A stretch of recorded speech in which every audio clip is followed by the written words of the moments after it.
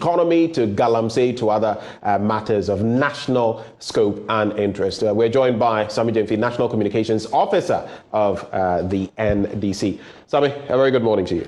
Good morning, my brother. It's good to have you. Good to be here. That smile of yours, how do you keep it all the time? Even when you are very serious? We try to always look at the positive side of life because when there is life, there is hope. And, God has been gracious and kind. And so in spite of the challenges we are confronted with as a people, as a nation, we still have to be grateful for the gift of life. And that is why you always see me smiling on the screens. Sammy Gyamfi getting all philosophical. If you see him smiling, it's because once there's life, there's hope. Doom spiro spero. Let's start off the conversation, and it's going to be a hard 1 hour. I want us to bite into the issues hard. The NDC, what is the current state of your party in opposition? You're seeking to regain the reins of power. The NPP is seeking to break the 8. What's the NDC shaping up like? Well, the NDC is on track. We are on track to rescue our beloved country from the shackles of the incompetent, insensitive, wasteful, and reckless Akufo-Addo government come December 2024. Since the 2020 elections, we have embarked on a series of activities as a party, and those activities have reached their climax as we speak. We are through with the regional retreats we held in all the regional capitals and the various appraisals and assessments we did of our performance relative to the 2020 elections. We are also through with the outreach programs we embarked upon in all the regions of this country, particularly in the eastern and the Ashanti regions. The time is now set for us to undertake our internal elections. Already we are through with our branch elections, with just a few to go in the Ashanti and eastern regions. We hope to conclude that by the end of this week so that we can open nominations for constituency elections in all constituencies of the country later this week, sometime Thursday, 22nd, 23rd of this month, and wrap up the process with an election on the 22nd and the 23rd of October next month. Right after that, even before that process, that constituency election timetable is concluded, we would have open nominations for regional elections as well, and we'll be holding the elections itself in November. It is our hope that by the 18th of December, we would have concluded all our internal elections, would have been through with branch, constituency, region, and national elections. So far, so good. We're on track. More importantly, we are actively disseminating our superior messages to the Ghanaian people through the various platforms that we have to demonstrate to the Ghanaian people that the National Democratic Congress is a far better alternative to the clueless and reckless regime we have on our hands. And so we are optimistic that come December 2024, majority of the electorate of this country will repose their confidence in us once again, so that we can restore this country back to the path of true development and progress. It's been a long time we had that happening in this country under the bad leadership of President Akufo-Addo and his vice, Dr. Bawumia. I have a quick question for you on what the NPP experienced from the grassroots right to the top when they had their elections. We saw what happened. There were a few scenes here and there, some things bordering on rioting and all of that at different stages. We saw what happened even gearing up for the national conference and allegations here and there. But even before you get to that, you use the word incompetent, and I've noticed that communications, the communications grouping of your party seems to use that word a lot nowadays. Is it because that worked against President Mahama, so to speak? It painted a picture of incompetence of the former president? Is that why you're also latching on to it? No, not at all. We call this government incompetent. We call them clueless. We call them reckless and wasteful, insensitive, dishonest, because that is who they are. We are not just making up tags for tagging sake.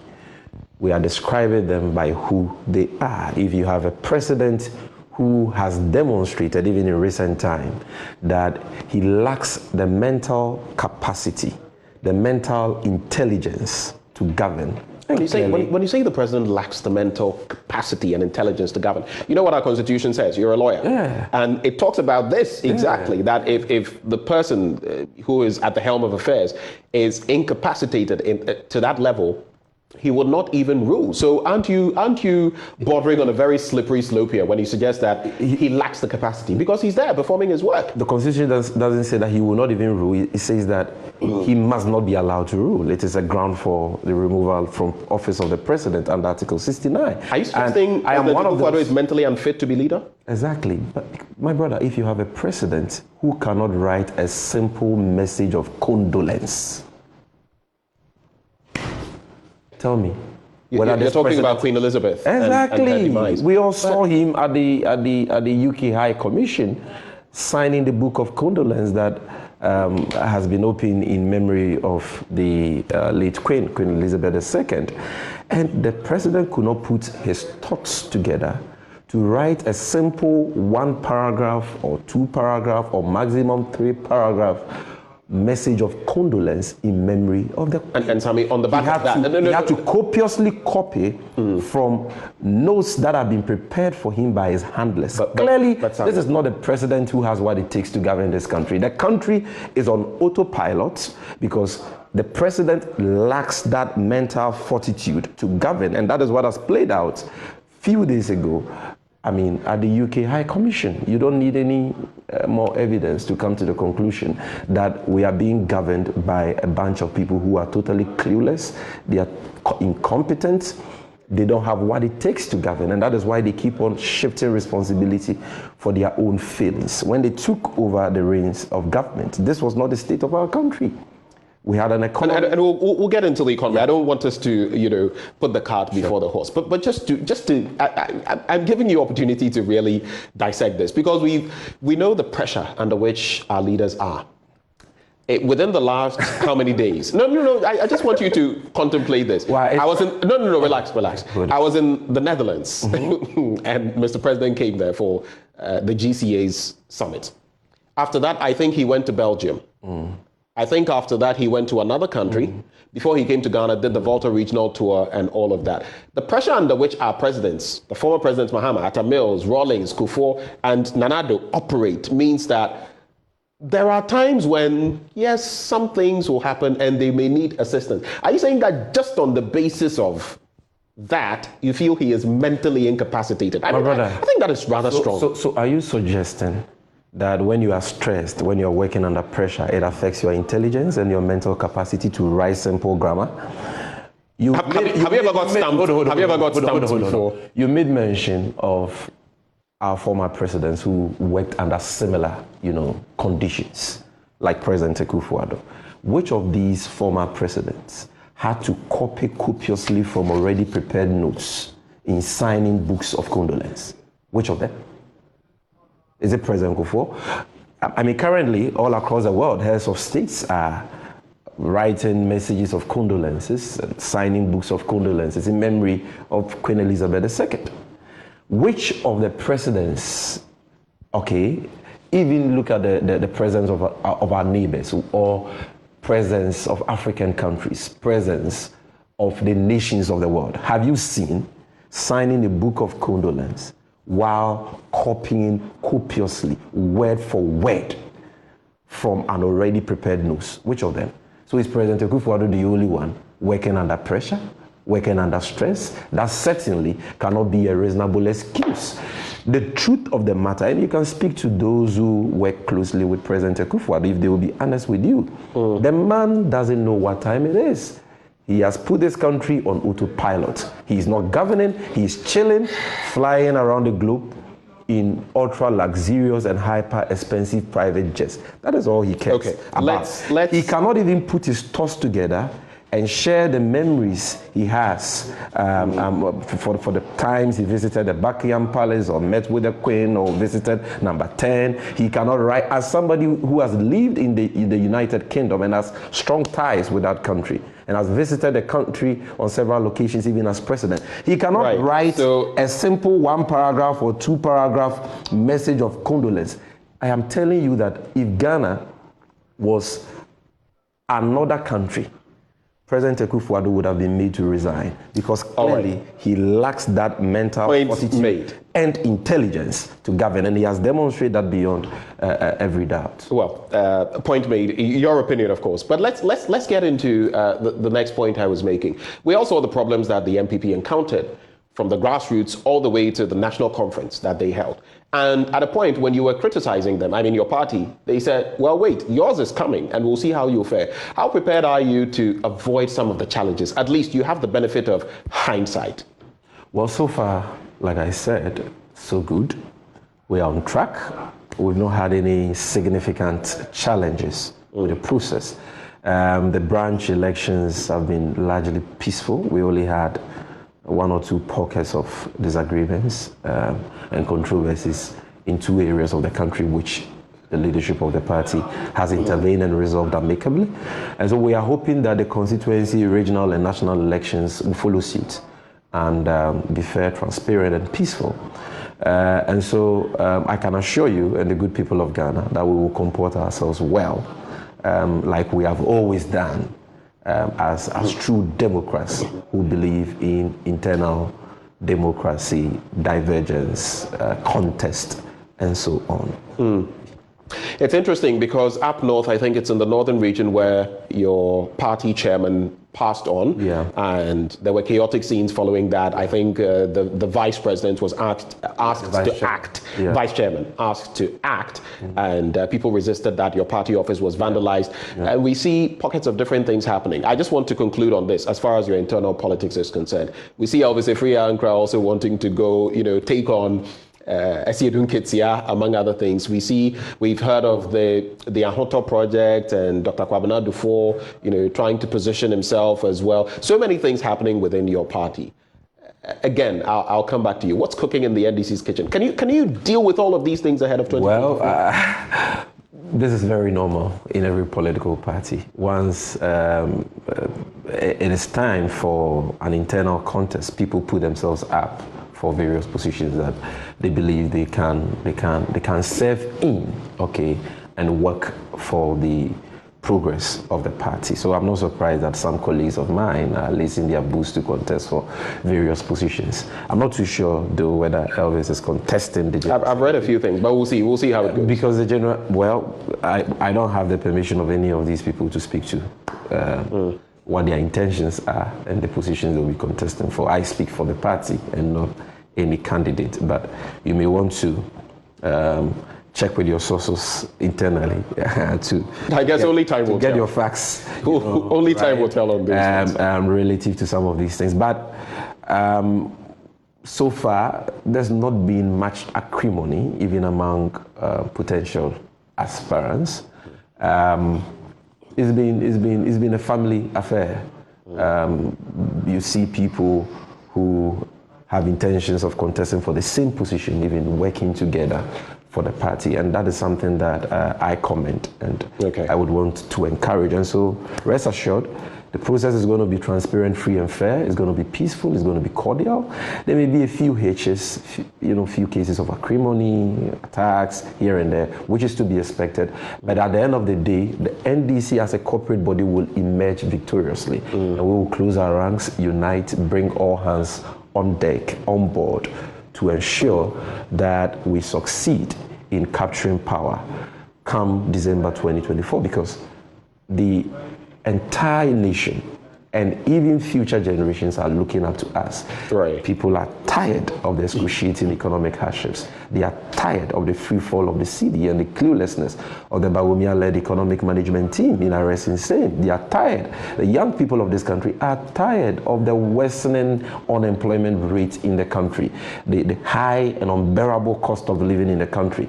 And they are yearning for a rescue, and the only hope they have is the National Democratic Congress, because they know that it is under us that they will see true development and progress in all spheres. It's interesting because the MPP's motto is development in freedom, and you're talking about development in progress. One is a slogan, one is a mere cliche, a mere motto. Right. But to us, it is a real thing. All right. And we let's get into the economy. I see you're eager to bite into that, and so am I. I want us to critically look at what your alternatives are. But before we get into that, I recently had an interaction with the IMF's chief on the back of why we were going to the IMF. We're going to play a bit of a video suggesting what she felt was the reason we were going to the IMF. Let's watch this. So we now have Kristalina Georgieva, head of the IMF. Thank you so much for joining us. Two quick questions. One, what are your expectations ahead of the summit? The West has always promised we will do, they've never done. And secondly, Ghana is hoping for an IMF program at the start of next year. How close are we? To your first question, I speak on behalf of my institution, the International Monetary Fund. Promises we make, we keep.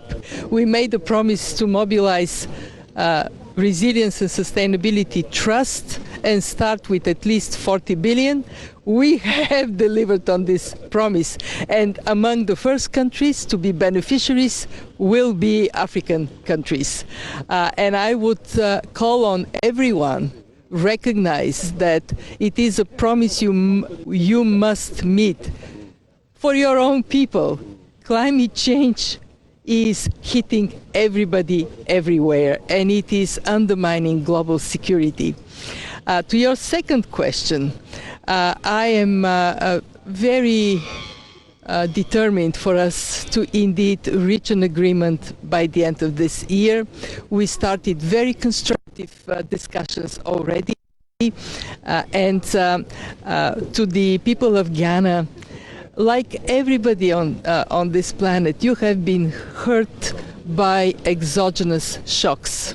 First the pandemic, then Russia's war in Ukraine. And that we need to realize is not because of bad policies in the country, but because of this combination of shocks. And therefore, we have to support Ghana because you're a member, you're a strong country, you have fantastic people, but also we have to support Ghana because your strength contributes to the strength of your neighbors. It contributes to a stronger world. We asked for 1.5 billion initially. Now they're asking for 3 billion. Will we get it? Let's go through the discussions and then we will know. Thank you so much, madam. Thank you. Ma'am, would you just have one more address? Kristalina Georgieva is the IMF boss. But over to you, Sammy. Now, you've been bashing government for poorly managing the economy. But even the IMF boss, you just heard her, says it's not because of bad economic policies, but because of a combination of exogenous shocks. In other words, external shocks like COVID-19, like the Russo-Ukrainian war. What do you have to say to that?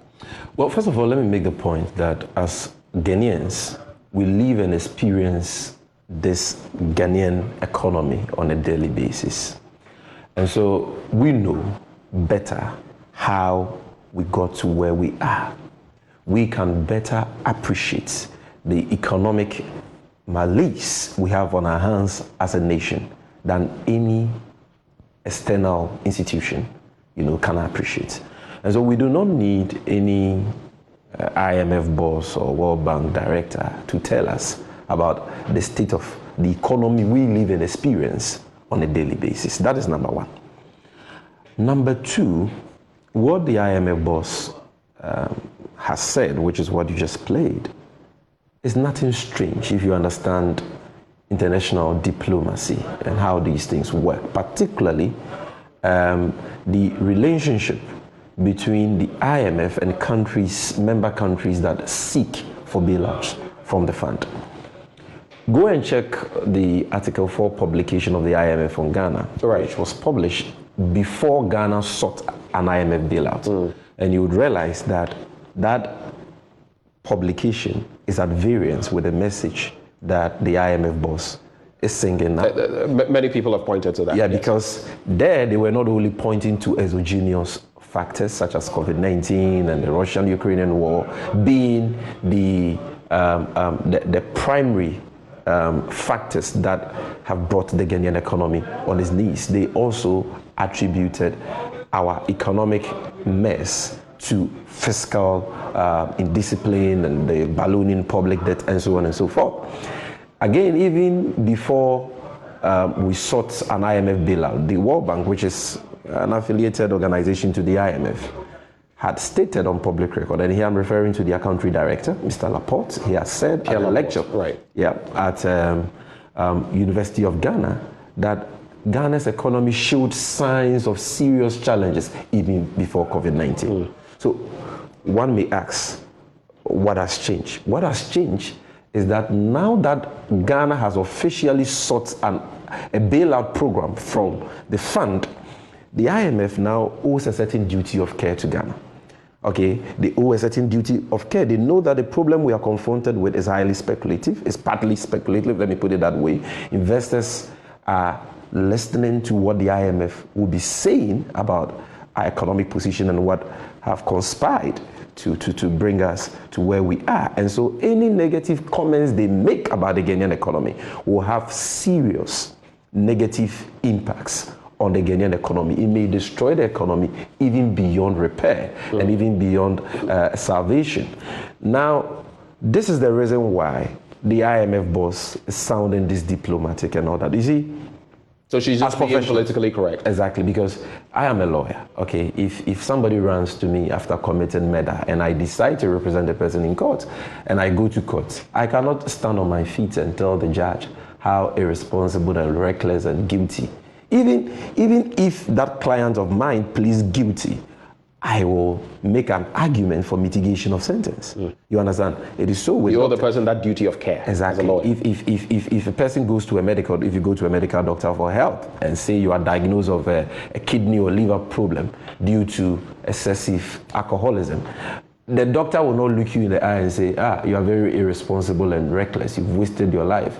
You were drinking alcohol uncontrollably.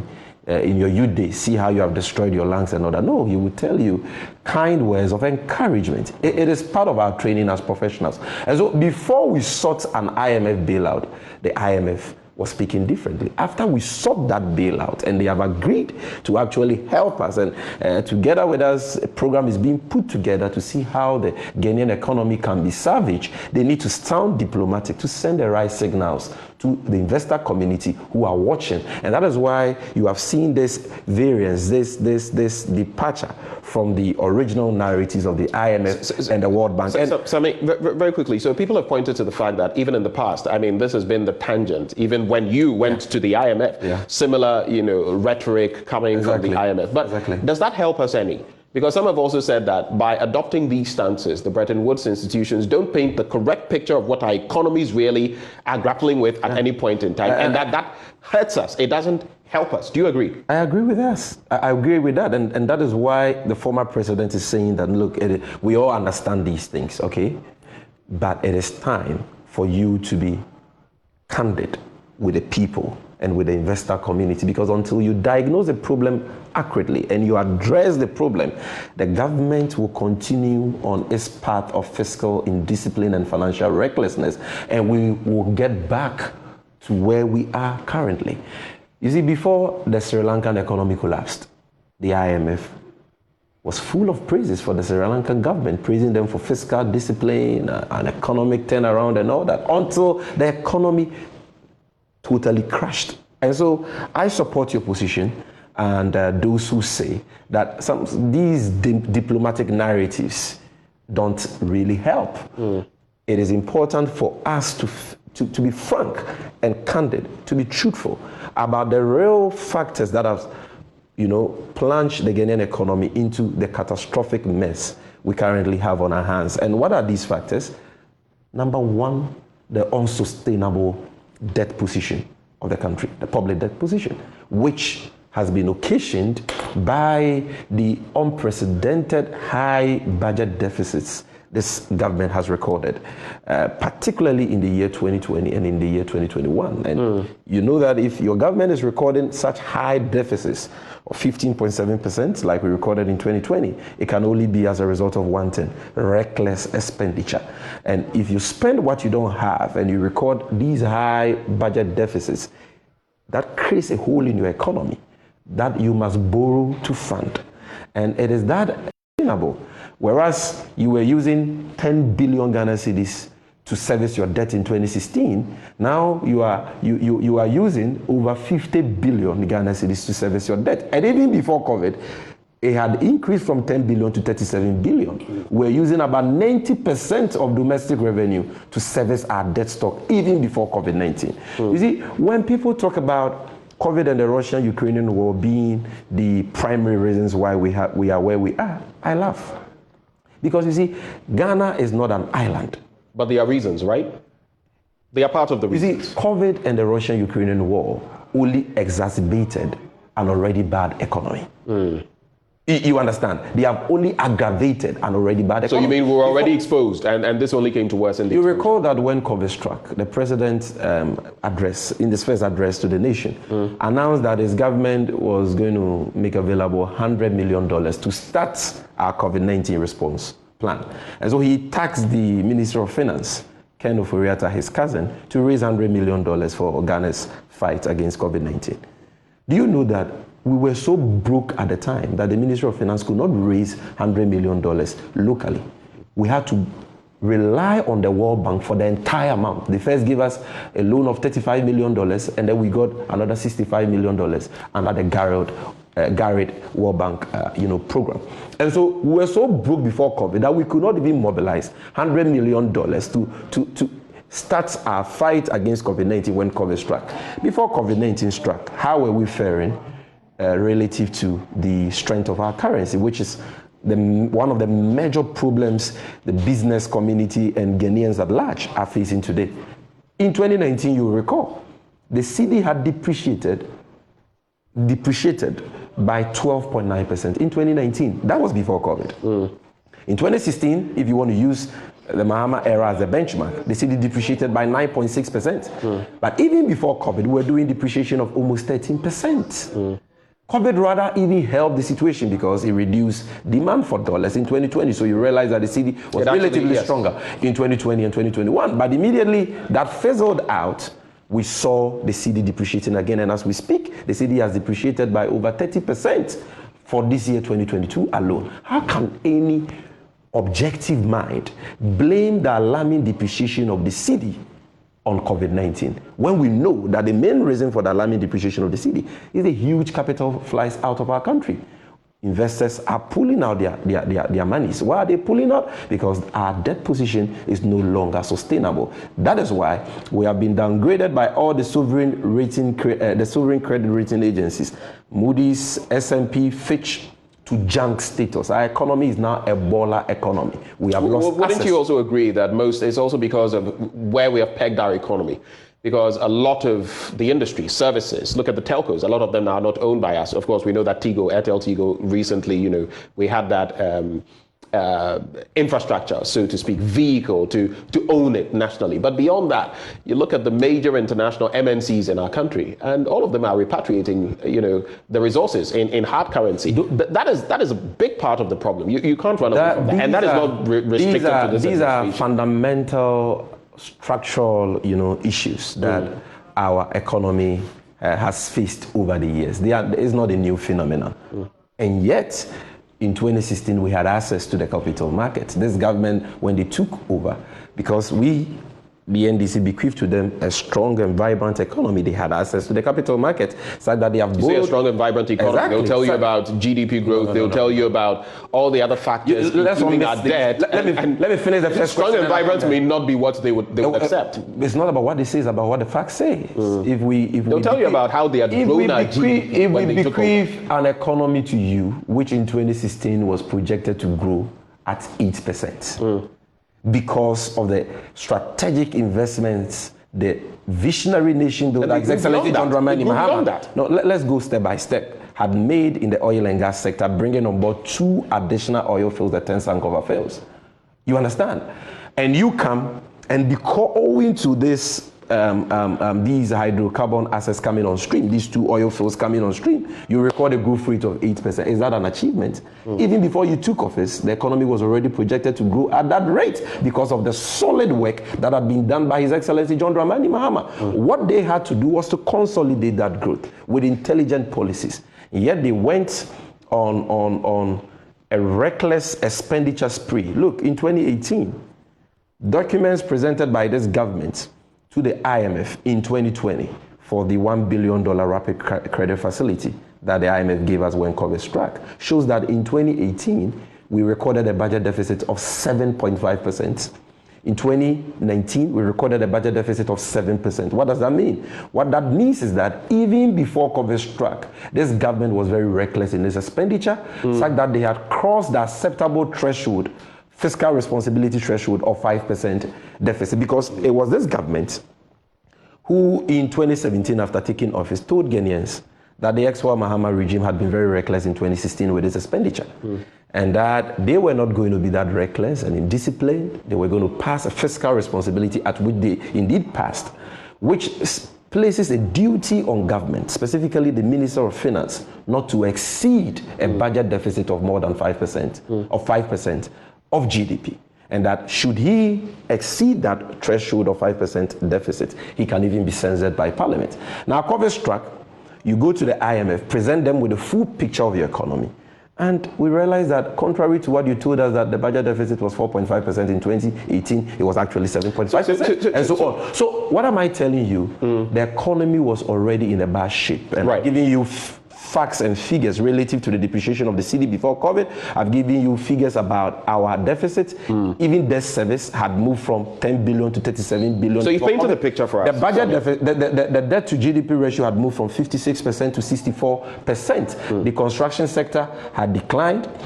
Chief economists will tell you that it's not so much about the debt or your debt stock. It's about what you do with what capital inflows come to your country and whether these are self-sustaining. Now let's walk through some of them. This government has a lot of flagship programs. Free SHS. Your party says it's not a bad thing. Your own, presidential candidate in 2020 says it's a good thing, but maybe there may be problems with implementation. There's 1D, 1F. In fact, I'm looking in today's Finder newspaper in the eastern region. The sector minister is talking about close to about 1,500 kilometers of roads that have been constructed, over 5,000 that are yet to be constructed. At the national level, many more thousands of kilometers of roads that have been constructed.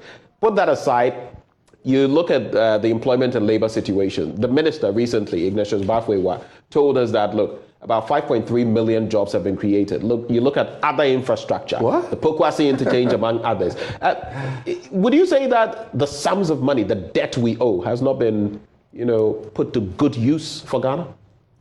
If the debt that we have accumulated as a country in the last 5.5 years has been put to good use, it should translate in our ability to service those debts.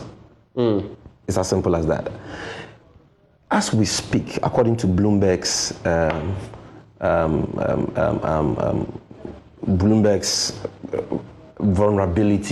economic vulnerability ranking, published sometime in July this year, Ghana is the second country in the world with the highest risk of debt default, second to El Salvador. Yeah, the whole world. That has been there for a while. Exactly, the whole world. You understand? So why is it that our risk of debt default is increasing? It means that the loans we procured have not been put to good use. If they've been put to good use... Is it as simple as that, Sammy Gyamfi? It's as simple as that. Look, His Excellency John Dramani Mahama and the Mills administration borrowed $1 billion from China under the CDB facility for what is the biggest factory in the history of this country, the Tuabo gas processing plant and the Ghana Gas Company. Apart from the hundreds of people these projects have employed, that project saves this country averagely $300 million that can yield revenue to pay for those loans. I give you another example, Terminal 3. Which is arguably the best at the KI. Yeah, the best terminal you can find in the whole sub-region, West Africa. It was the Mahama administration that took a strategic decision to support the Ghana Airport Company, by allowing them to retain 100% of the IGF, to improve their books so that they could borrow on the strength of their own financial books for that project. They borrowed on the strength of their own books without any support from central government per se, okay, built that Terminal 3 project under the leadership of His Excellency John Dramani Mahama, a facility that processes about 2 million passengers a year. And as I speak to you, we are almost through servicing that debt, paying that debt. That is what I mean by investing in productive sectors of the economy, self-financing projects with borrowed funds. I can go on and on and on. The MPS port expansion project at Tema. It is a BOT arrangement. We are on track. So far, it has transformed the port. It has made it the biggest port in the whole of West Africa, created thousands of direct and indirect jobs. But at the same time, it is bringing in a lot of revenue, not just for the investors, but also for government. So I see what you within mean. a certain period of time, that will become the property of the state. Show me, with all the debt this government has accumulated, such strategic investments they have made, not only in the aviation or maritime industry, but even in the area of health. This is the only government in the history of this country who have not been able to build a single district hospital as we speak. There's Agenda 111 on the table. And what is this? There's Agenda 111 on the Agenda table. 111. And promises have been made about completing even all of them, if not the majority of them, by the end of this tenure. In recent times, I've forgotten which region, but Mr. President was there. I don't know whether it was the Volta region. I think it was the Volta region when he was in Ho, right before the Bar Conference and all of that, talking about the fact that these are going to be completed and work has started. Agenda 111 was supposed to be, it was announced in 2020 in one of the addresses. Yes, but that's not when the work started. And that's not when work started. Hold on, and it was supposed to conclude in 2021. They failed to do so. By the time it was supposed to have been concluded, all the 111 hospital projects were supposed to have been completed. Not a single one has started. That is as at August 2021. They did another short cutting again and promised to finish the 111 hospitals within 1 year. That 1 year has also passed. We're being told they have not even finished, hold on, they have not even finished one. And now they are telling you 2024. Yes, a question of amount to my TND. The people told you first 1 year by 2021. They shifted the goalpost to 2022. Now they are saying 2024. Look, these guys went to Labadi, demolished a functional polyclinic and promised the people that they were going to give them an ultra-modern hospital. It's been more than 2 years now, go there. All right.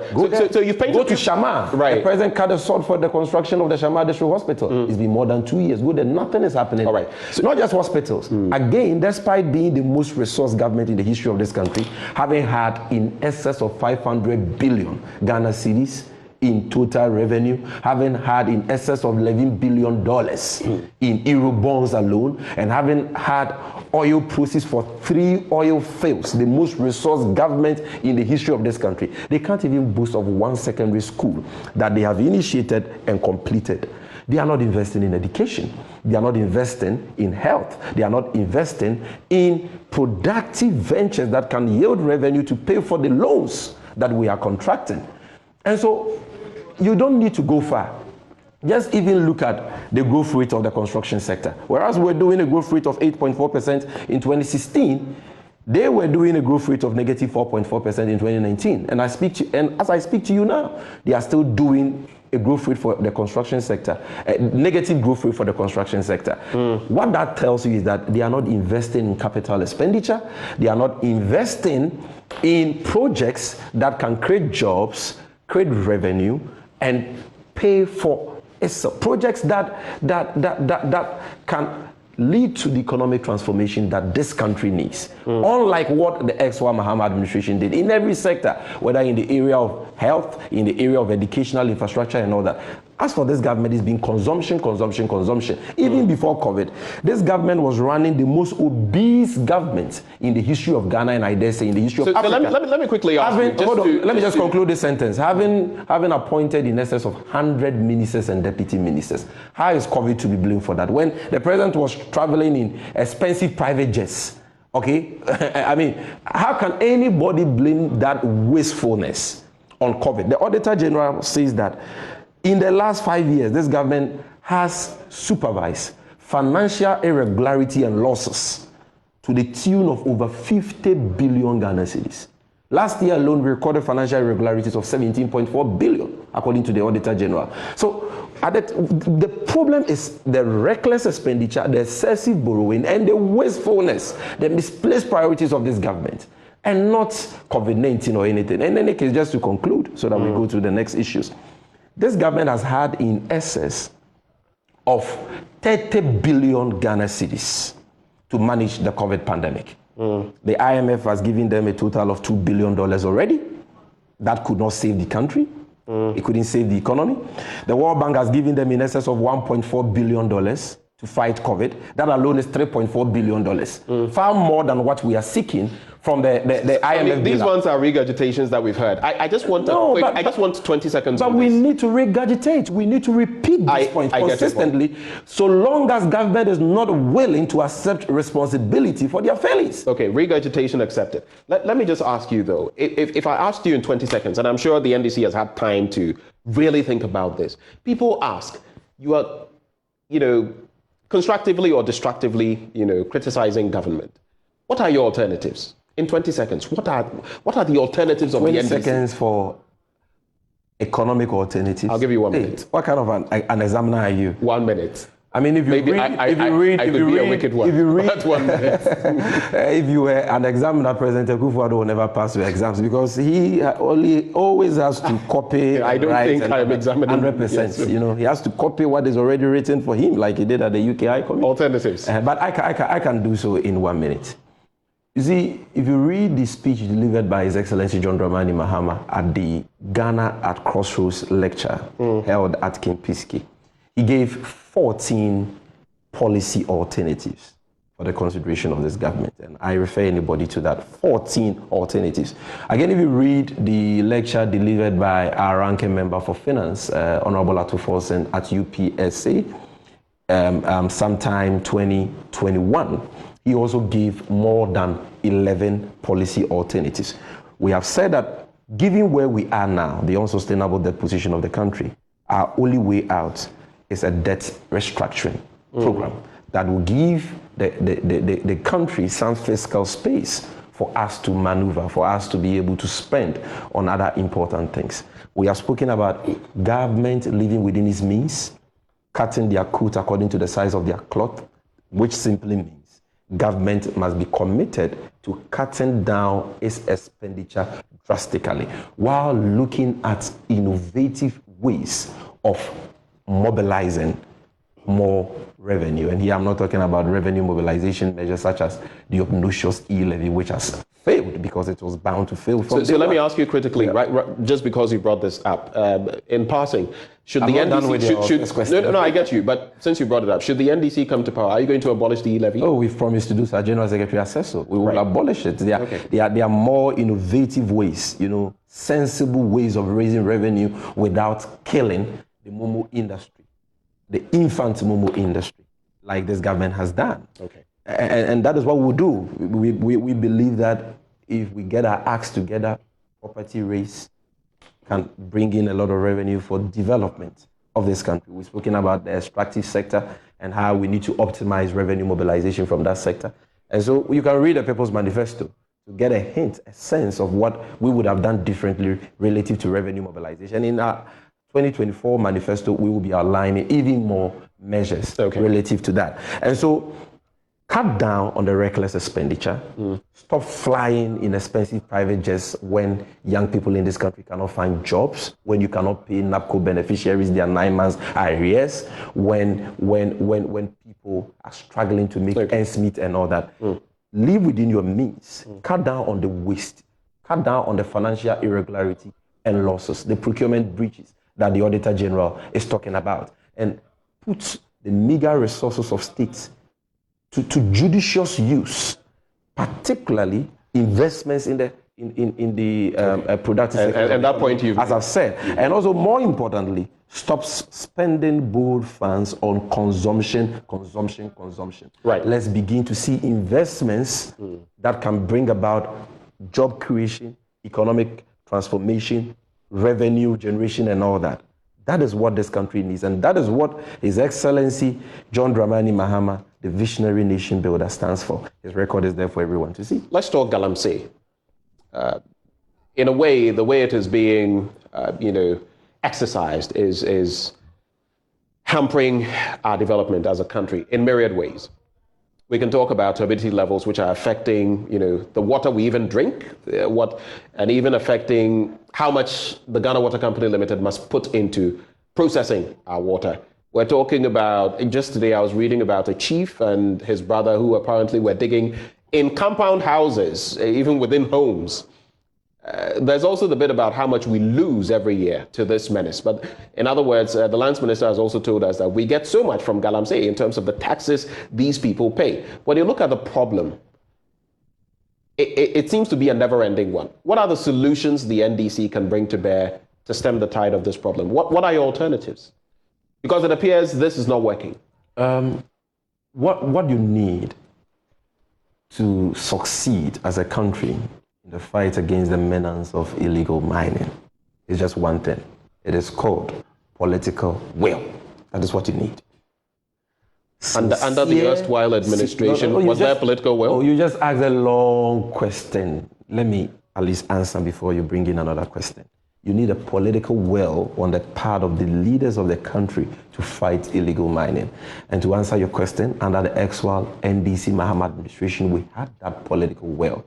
And that is why if you watch your colleagues, Araba Kumsin's editorial on Galamsey, she shows a picture of River Ankobra taken in 2016 and contrast that with a picture of the same river taken sometime in the year 2020. Go and watch that editorial and you will see the difference between these two pictures. Whereas under us, these water bodies were looking very clear, very, very clean.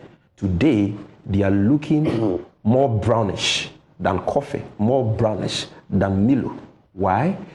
It is because the leaders of our country today lack the political will and commitment to fight Galamsey. They have never been sincerely interested in the fight since they took office. All the talk by the president about he putting his presidency on the line relative to the Galamsey fight was a ruse intended to allow his party, the New Patriotic Party, take over the illicit Galamsey trade. It was a scam, a fraudulent fight in the first place. They were never committed to it. And I give you evidence. You said he put his presidency on the line, and you're accusing him of what? Empty rhetorics. Cheap talk, not backed by concrete actions. He never meant it. It was all a scam. Because as far back as 2018, the Minister for Local Government at the time, Honorable Hajia Alima, is on record to have stated at an official government function for MMDCs that her ministry had information on MPP-appointed metropolitan, municipal, and district chief executives who were actively engaged in Galamsey. The minister said she had the names of all these MMDCs and that she was going to publish their names and crack the whip and so on. It's been many years after. Not a single MMDC has been named and shamed in the list. Not a single of them has been dismissed or prosecuted for engaging in Galamsey. Why then won't you have DCs in Elembele, actively engaging in Galamsey like it is happening now, where behind the residence of the DC of Elembele, Galamsey is going on in broad daylight. Kwesi Bonzo, the DC, has said that he rather, contrary to some of that rhetoric, is fighting Galamsey. Go to his residence, go to behind his residence and go and see what is happening there. I have been there. Go to the Nkrufo Senior High School and go and see how people are doing Galamsey, MPP people doing Galamsey in broad daylight on a school land. The effrontery, the audacity to even bring Galamsey from the forest reserve, right onto a school land in the middle of a town, should tell you about the impunity going on relative to Galamsey. But not just that, let me give you more. We were also in this country when a presidential staffer and the secretary to the Interministerial Committee You're against talking about illegal Charles mining. Bissiou. Charles Bissiou, former MPP constituency secretary in the Western region, was caught on tape by his investigative journalist Anazari Meyanas collecting bribes together with the personal assistant of the MPP Ashanti Regional Chairman, Andy Owusu. Correct me if I'm wrong. He was cleared of that, wasn't he? Cleared by who? Anas, who did that investigation, petitioned the then Special Prosecutor Martin Amidu. Even before Martin Amidu could commence investigations into it, the Tiwa Adodankwa led CID issued a statement that Charles Bissiou has been cleared. Everybody know that that was a farce. So he was cleared. That was a sham. He was not cleared. He has not been cleared by the Special Prosecutor. In any case, there is video evidence of this gentleman collecting bribes from Chinese. At the time, a ban on legal small-scale mining was in force. Even legal small-scale mining was in force. And Ghanaians who were involved in legal small-scale mining were not working for 2 years. Some had their excavators burned. Some were shot. The NPP, First Deputy Speaker of Parliament, Joe Wise, is on record to have said that those engaged in even small-scale mining at the time of the ban should be shot and killed. And yet, government officials who we pay with our taxes to protect the environment and to fight galamsey. Go and check how much we spent on Operation Vanguard and Galamstone. Millions of Ghana cedis. These people betrayed our trust and became accomplices to Chinese and other foreign nationals in this illicit. So, Sammy, you've done an apt job in terms of painting what the metrics are, what the problems are. What are the solutions? And I ask you again, as we wrap, what are the alternatives? I think the people of Ghana now want to know, really, if you say this is wrong, what are you bringing on board? Listen, what are your the alternative is to have a president with the political will to fight galamsey. Hold on. That is all you need. Everything is leadership. Leadership is everything. All other things cost. Listen, if you have a president who will not condone criminality, okay, in exchange for money, like President Akufo-Addo was willing to do in the case of Aisha Wan, when his senior minister... I don't think we heard him say that. His senior minister did... But that was his senior minister. Has his government distanced itself from that statement? They said, so long as the Chinese were willing to give us some projects under the Sino-Hydro deal, it was okay for Aisha to be left off the hook, which is clearly what has emboldened her and her ilk to engage in galamsey with brazen impunity.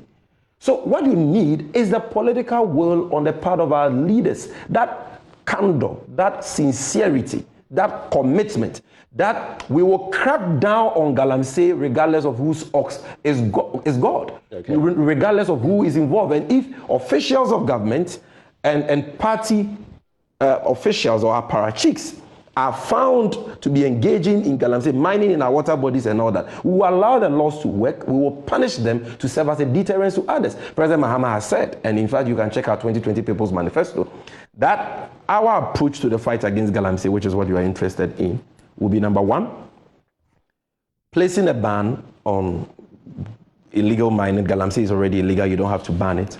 Making sure that we train those engaging in galamsey, build their capacities, and resource them to be able to do mining in a better way. We are not against mining. Right. After all, foreigners are mining. They are doing large-scale mining. Newmont is doing it. AngloGold is doing it. So Ghanaians should also be able to do mining. Right. But do the mining in a proper way. No mining in water bodies. Okay, even mining in forest reserves has to be checked. The proper technology must be used. The land must be reclaimed after the mining. We need to check these things. Either than that, we will destroy our environment, our trees, our water bodies, and in effect, we'll be destroying our own lives because water is life. Right. And it is said that when the last tree dies, the last man dies. So this is a very, very serious discussion. I can assure the good people of this country through this esteemed network that President Mahama will not condone appointees who steal, share, and for themselves 500 excavators like President Akufo-Addo has done. He will not shield government officials caught on tape, okay, to be engaging in galamsey, right, like President Akufo-Addo did in the case of Frimpong Boateng, where we see the party Hiesika, Bunch, Charles Bissiou, and so on and so forth. We will make sure that the law works. What today they are calling community mining is actually MPP and Chinese mining. MPP apparatchiks have taken over galamsey. And they are doing it actively, destroying our water bodies and all that with their foreign collaborators. We will not do that. Okay. Ghanaians have a right to go into mining, but let us mine in accordance with the Minerals and Mining Act of this country and best practices. Mine the right way, regulated the right way, such that we do not destroy the only environment we have been. I think we've got the thrust of your argument. One, Francis Adu, I think, sends in a message, and he's saying what happened when the NDC was in power. But that's, I think I have told you that summarized what if you want to know what happened when the NDC was in power, go and watch Araba Kumsin's editorial on Galamsey. Compare the color of the river and Cobra as this independent journalist, has put out in 2016 under the Mahama government. Compare that picture to the picture of that same river, if I'm not mistaken, taken in 2020, and you will see a clear difference relative to the commitment these two leaders had to the Galamsey fight. Let's talk about the Ghana card, a la SIM card re-registration, among others. And now we're being told, I mean, the vice president hinted at it, that it could become that source when it comes to voting in the country. The EC has come out to substantiate that claim, and now the NIA is responding that, look, we'll try our best, but we can't really be boxed into timelines. What do you make of that entire development? You're also on record to have said that some of the data that the EC collected has actually been lost. And I don't know how all of this would feed into the Ghana card conversation and what you think of it moving forward. It's a good thing, definitely. But is it being handled the right way? SIM card re-registration and the Ghana card being used for electoral purposes. Okay, let me take the issue of the Ghana card being used for electoral purposes first, and then I can deal with SIM card registration. You see, my brother, this issue is an issue of common sense. Common sense. Common sense. That is what it is. Nobody, no rational human being can be against a system of capturing the identities or the data of the people. I mean, it's a drive you had started at a point. Exactly. So. In fact, the system which is being used to issue Ghana cards today is our legacy. We procured it in 2013. We contracted Margins Group to do that. We even started issuing Ghana cards for foreigners under the FIMS project in 2013, 2014, 2015, and so on. You just didn't complete it? No, we completed the system. We did the factory. No, I'm saying you didn't complete the process, which is what is being completed now. We didn't start the issuance of Ghana cards on a mass scale to Ghanaians, but we started the pilot with foreigners. And by the time we were leaving office, the entire system had been concluded, the factory acceptance test has been done, and this government confirms that that work had been done. They only came in to use what had already been prepared for what is being done now, which is okay. We can never be against it. But the issue is that if you are going to do voter registration in this country, and you're going to ask people to present identification documents to prove their nationality, at this stage, you cannot restrict it solely to the Ghana card. Because the NIA, which is the body mandated to issue Ghana cards, has told us that as we speak, there are over 2 million Ghanaians who have not been issued the Ghana card at all. Not even 2 million Ghanaians, more than that. 2 million of the registrable population, because as you may know, it's actually less than that. I spoke to the PRO recently. Currently, they are registering persons about 15 years only. So with regards to that population, the last figures I saw was around 2 million. Now, there are even people below 15 years who are not being registered at all. So these people do not have the Ghana card. So commonsensically, as a reasonable person, you cannot say that the only document I will accept as proof of nationality is this Ghana card that about 2 million of the registrable population do not have. That is number one. Number two, even those who have registered for the Ghana card, there are many of them whose cards have not been printed for them yet because of, some challenges that the NIA is confronted with. And they themselves are on public record who have admitted to these challenges. Some have financial challenges, logistical challenges, network challenges, and so on. So some have registered, but their cards have not been printed and issued to them. Others have registered, their cards have been issued to them, but they have misplaced their cards, or there are mistakes on their cards that they are seeking to rectify, and so on. And so these are millions of people, and most of these people are not registered voters. And so in any limited registration exercise, the law must provide for them. What breeder document do you expect these people to produce? so that they can prove their nationality and be registered as voters.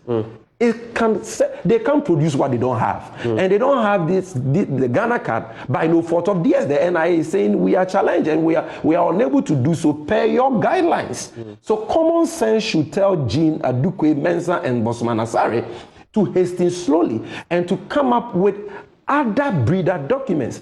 Look, Ghana is the only country in the world that state institutions are saying that they will not accept the passport as proof of nationality. It is the only country in the whole world. There are 195 countries in the world. In every country, the passport of that country is accepted as proof of nationality. Why is it different in Ghana? Why? You can't just understand. Then again, we have spoken about the guarantor system, which has been part and parcel of our registration regime in this country since 1992. Even the Ghana card, which the EC says will be the sole document for identification purposes in a future registration exercise. The law, Act 950, allows the law that governs that is the National Identity Register Regulations, LI 2111 of 2012, allows for a family relative to vouch for a person who doesn't have a birth certificate or a voter's ID card and so on, so that that person is registered. We've been told that that guarantor system is going to be ditched by the EC. But this is the commonsensical analysis I'm making. If you're saying that the Ghana card is the only document you will accept for identification purposes, forget about the fact that there are millions who don't have the card. Okay, that aside. I'm saying that somebody can guarantee for me, a relative or two non-relatives can guarantee for me to be issued a Ghana card. That is what the law says. So why can't my family relatives guarantee for me to get a voter's ID card, when that Ghana card is the one which is supposed to give birth to that voter's ID card? It simply doesn't make common sense. In this country, there are people sleeping under bridges. Go to Circle and see. They have not seen a passport before.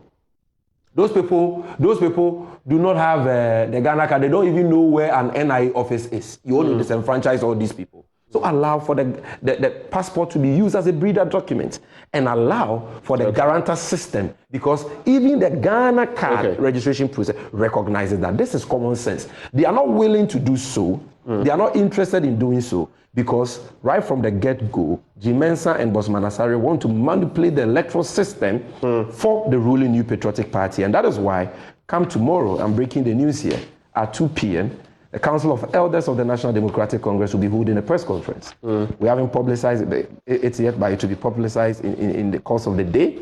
The Council of Elders of our party, because of the seriousness of this matter, will be holding a press conference at the NDC headquarters tomorrow at 2 p.m. It will be live on JoyNews, okay, to address the newly proposed CI on voter registration and other election matters that the EC is seeking to lay before Parliament. And we have served notice that we are going to block it. We have directed our members of Parliament to do so. They themselves are fired up that they are not going to allow that CI to be laid. The Speaker of Parliament will be petitioned to make sure that this unjust law, which can create serious, stability issues for our democracy, is not countenanced by our legislature. And then we have, unfortunately, maybe we don't have some other time we can do that. We have less than a minute to go. I just want you to do this for me. Article 71 and ex gratia payments.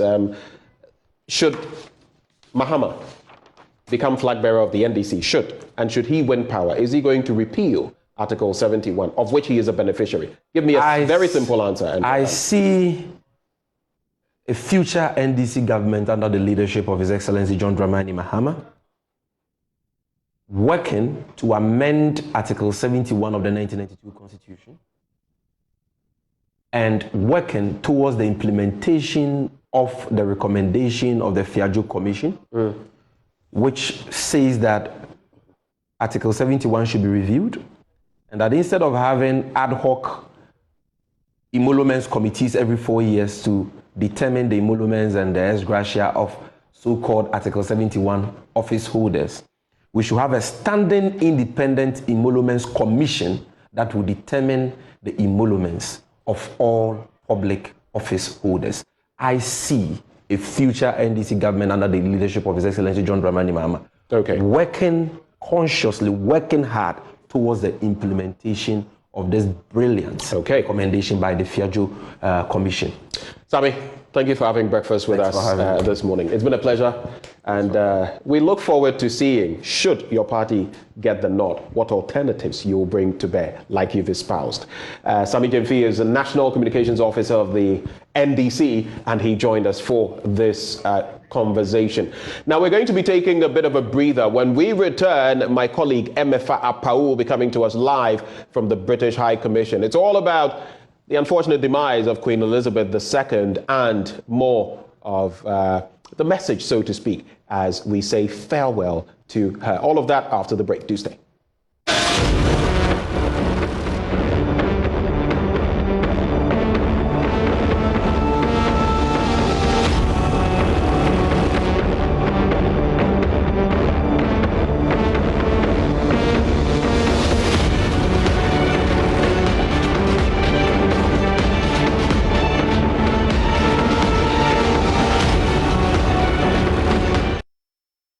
Hello, my name is Abeku Agri Santana. If there's anything that makes my life so easy, it is my bank. I love hanging out with my boys at our usual fufu joint.